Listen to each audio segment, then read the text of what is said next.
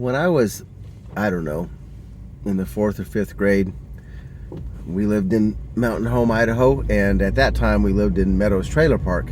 And I've talked about this before, how we used to walk to school, to West Elementary, and it was mostly sort of like on a back street or a back road or whatever.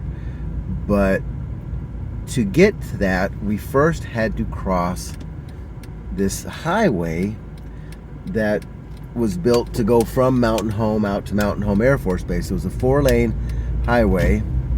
It was pretty wide, and the speed limit on it was 35. And again, looking back on it now, it just seems ridiculous that any of us were allowed to cross this road by ourselves, and social services wasn't called on our parents, to tell you the truth. I mean, it's hard to imagine somebody letting their kids do this now. Anyway, one day I remember, and I don't know if we were coming back from school. I don't know if it was summer. I do think it was a school thing though, and I hadn't thought about this in years, and I don't know why I thought about it. Probably something happened when I was driving that reminded me of it or something. But thinking back on it now, I mean, it scared me as a little kid. Thinking back on it now, as a parent and a grandparent, it's horrifying. It's just terrifying. So sorry for telling this story, but I'm going to share anyway. They can't all be funny, people.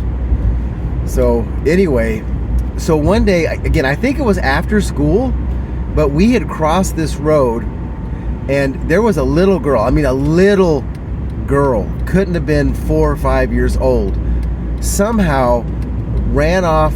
I don't know if her sister was helping her. I don't know what the story was, but she ran across that road. And there was and I remember it was a tow truck. That's what reminded me. I saw a tow truck the other day, and it made me think about it. But it was this guy in a tow truck, and this little girl ran out in front of him, and it looked like he was going to hit her. So what I remember is that he hit the brakes, swerved sideways, tires squealing, all four wheels locked up, and to the point, and he turned sideways to the point where 2 wheels lifted up off the ground. I remember that, and like he, and how he didn't hit that little girl, I don't know. I mean, it's just truly like a miraculous, unexplainable thing, because he should have hit her. I mean, there's just no doubt.